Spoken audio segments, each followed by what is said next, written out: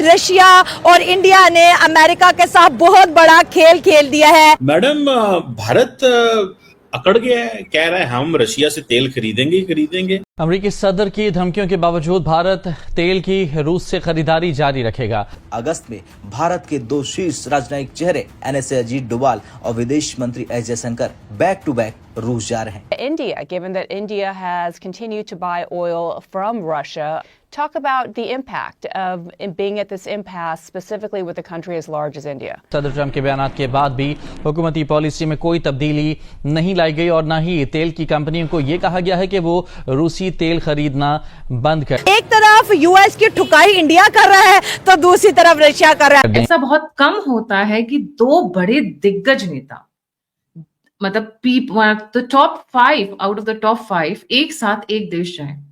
अगर कहीं जा रहे हैं तो डेफिनेटली कुछ बड़ा होने की गुंजाइश लग रही है।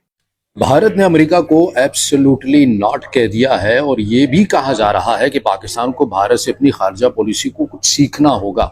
ये बहस क्यों ज़ेर गर्दिश है और क्यों कुछ हमारे जो पाकिस्तानी हैं वो भी गैर इरादी तौर के अंदर इस बहस के अंदर शामिल हो चुके हैं। इंडिया को अमेरिका की कोई परवाह नहीं है। भारत जो है मुझे नहीं लग रहा कि वो अमेरिका की इस वक्त सुनने के मूड में है। मीर यार बलोच ने यह भी कहा है कि इस क्षेत्र में विशाल तेल और खनिज भंडारों को लेकर ट्रंप को पूरी तरह से गुमराह किया गया है। हमारी जो खारजा पॉलिसी है वो वाशिंगटन से तो कम से कम ड्राइव नहीं होती।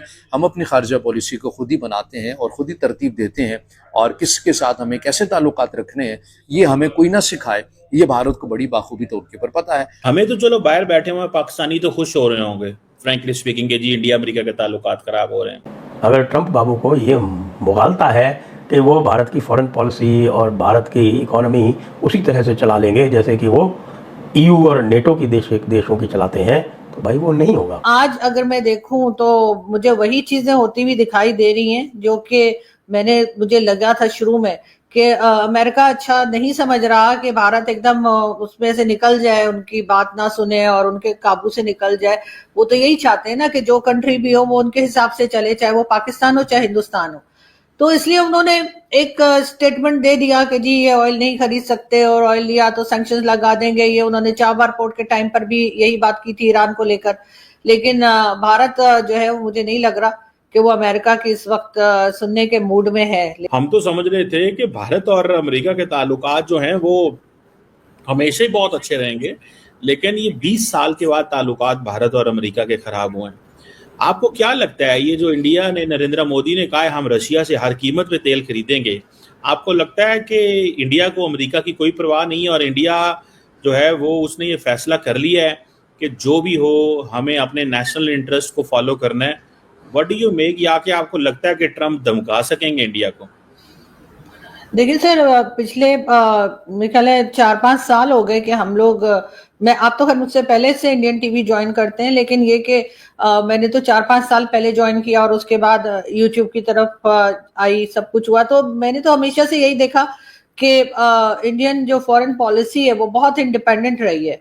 और शुरू में चाहे हमें नहीं समझ आती थी और हम समझते थे कि शायद जो हम कह रहे हैं वही सही है, ऐसा नहीं है, लेकिन उन्होंने काफी अपनी जो फॉरेन पॉलिसी है उन्होंने किसी से डिक्टेशन ना लेकर और अपनी तरफ से एक कहना चाहिए कि अपनी कंट्री को चलाया या फॉरेन पॉलिसी को आगे लेकर गए। तो ये बात जो है वो कहीं ना कहीं अमेरिका को खटक रही होगी। हमें तो चलो बाहर बैठे हुए पाकिस्तानी तो खुश हो रहे होंगे फ्रैंकली स्पीकिंग के जी इंडिया अमेरिका के ताल्लुकात खराब हो रहे हैं, लेकिन इंडिया के अंदर आपको क्या लगता है सेंटीमेंट्स हो सकते हैं कि उसके साथ दगा किया गया है, झूठ बोला गया है, उसको भरे बाजार के अंदर इस तरह की बातें उसके एक दोस्त या एलाय के बारे में करना, आपके ख्याल में इंडिया में क्या सेंटीमेंट्स हो सकते हैं? सर जाहिर है इस चीज को अच्छे तरीके से नहीं लिया जा रहा होगा और जो पोजीशन है वो अपने लिए इस्तेमाल करेगी इसको, वो एक उनके लिए प्लस पॉइंट हो जाएगा कि देखो जी मोदी जी की गवर्नमेंट को क्या कहा जा रहा है। और जो गवर्नमेंट है वो जाहिर है उसको भी लग रहा होगा कि भाई ये तो हमारे दोस्त है। लेकिन ज्यादातर धोखे और ज्यादातर जो नुकसान होते हैं वो ये याद रखना चाहिए वो दोस्तों की तरफ से ही आते हैं। इसलिए कि दुश्मनों से तो आप वैसे ही अलर्ट रहते हैं, आपको रहता है कि जी अगर आप कंट्रीज की बात ना भी हो, इंडिविजुअल भी हो, तो जिन लोगों के साथ हमारी बनती नहीं है या वो नहीं है उनसे तो हम वैसे ही अलर्ट रहते हैं कि ये हमारे बारे में क्या बात करेंगे या हमें क्या नुकसान पहुंचा सकते हैं।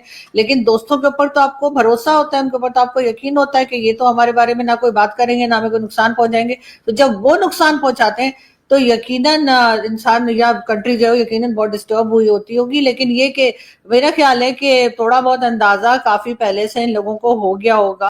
भारत ने जो दिखाया है मिलिट्री पोटेंशियल, उसको देखते वैसे भी पूरा का पूरा विश्व आतंकित है। और ख़ास तौर से अंकल साहब, क्योंकि अंकल साहब ये सोचते थे कि हाँ भाई ठीक है, जब तक इकोनॉमी का प्रश्न है तब तक तो ठीक है, हम हैंडल कर लेंगे, भारत को कोई खास बात नहीं है। लेकिन अभी ये ऑपरेशन सिंदूर में इकोनॉमी के साथ साथ मिलिट्री पोटेंशियल भी दिख गया। अब उसको खतरा नज़र आने लगा है। अपना क्वाड का जो उसका साथी है उससे ही खतरा नज़र आ रहा है। भारत और भी बात करने गया है, बात होने वाली है अब। वैसे तो हमारा DRDO जो है वो किसी भी तरह का कोई फॉरेन कोलैबोरेशन नहीं करता। खासतौर से जो मिसाइल टेक्नोलॉजी है वो भारत की पूरी तरह से अपनी स्वयं की है। लेकिन कई सारे जो एरियाज हैं उसमें भारत ने कोलैबोरेट किया। एग्जाम्पल ब्रह्मोस तो भारत और रशिया का ज्वाइंट वेंचर है। अब अगला ब्रह्मोस 2.0 भी आ रहा है, उसके लिए भी बातचीत होगी इसी विजिट में। ब्रह्मोस 2.0 उधर DRDO ने भी अपना extra territorial extra trajectory LD long durance hypersonic cruise missile वो डेवलप कर लिया। लेकिन जो ब्रह्मोस का जो है आपका CEP सर्कुलर एरर प्रोबेबिलिटी वो 3 मीटर है। तो वो 3 मीटर की सर्कुलर एरर प्रोबेबिलिटी वाला जो प्रिसीजन है वो ब्रह्मोस 2.0 में भी भारत चाहता है, इसलिए वहाँ पर ये चला गया है। और भी खबर आई है कि अभी जो भारत का पिनाका है multi barrel rocket launch system, वो मल्टी बैरल रॉकेट जो है उसकी जो CEP है वो 2 मीटर ही आई है, जबकि रिक्वायरमेंट 40 मीटर की थी। तो आप देख सकते हैं कि भारत जो है वो प्रिसीजन वेपन्स में कहाँ पहुँच रहा है। अब भारत जो है वो अभी जा रहे हैं, वो ओरेशनिक मिसाइल की बात करेंगे। ओरेशनिक जो है एक IRBM है, इंटरमीडिएट रेंज बैलिस्टिक मिसाइल। जब मियाँ ट्रंप ही कहेंगे कि आजकल जो है वो पूरी तरह से इस्लामियों के और वोक्स के और डीप स्टेट के हाथों में ही खेल रहे हैं, तो मियाँ ट्रंप ही हो गए। तो मियाँ ट्रंप जो है उन्होंने धमकी दी कि मैं न्यूक्लियर सबमरीन डिप्लॉय करूँगा। पुतिन ने आज स्वयं कह दिया कि भाई ऐसा है, आप करो न्यूक्लियर सबमरीन डिप्लॉय, मैं ओरेशनिक डिप्लॉय करूँगा। ओरेशनिक जो है वो एक बैलिस्टिक मिसाइल है। बैलिस्टिक मिसाइल क्या कहें कि ये एक क्वासाई बैलिस्टिक मिसाइल है जिसमें 6 वॉरहेड होते हैं, और ये 6 वॉरहेड मिल के, और इसकी इतनी पावर है कि ये कीव पे अगर गिरे हैं तो वही कीव जो है राजधानी यहाँ की यूक्रेन की, तो पूरे कीव को नष्ट कर सकती है। तो भारत भी डिस्कस करने गया है, यानी कि हमारे डोवाल साहब यहाँ डिस्कस करेंगे कि ये जो ओरेशनिक। तो दोस्तों, जैसा कि आपने इस पूरी रिपोर्ट में देखा, भारत ने एक बार फिर ये स्पष्ट कर दिया है कि उसकी विदेश नीति किसी और देश की शर्तों पर नहीं चलेगी, चाहे वो अमेरिका जैसा सुपर पावर क्यों ना हो। राष्ट्रपति ट्रंप की धमकियों और तेल खरीदने पर दिए गए प्रतिबंधात्मक संकेतों के बावजूद भारत ने एब्सोल्युटली नॉट कहकर अमेरिका को साफ जवाब दे दिया है।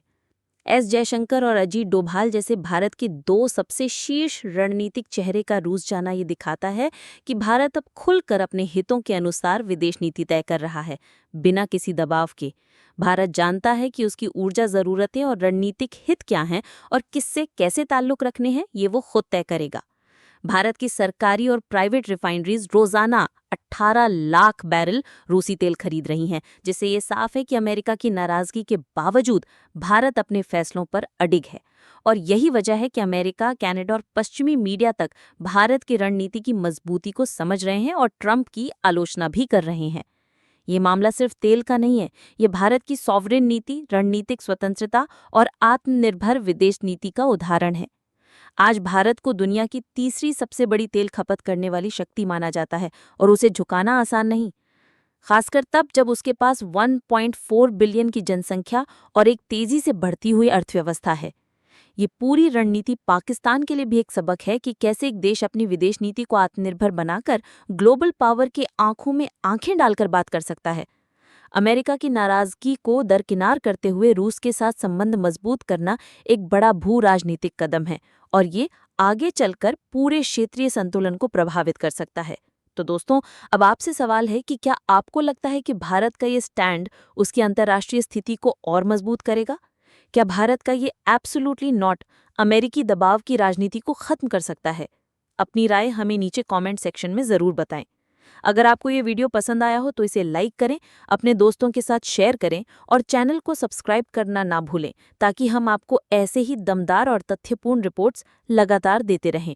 मैं जल्दी मिलूंगी एक और बड़े विश्लेषण के साथ। तब तक के लिए जय हिंद, वंदे मातरम।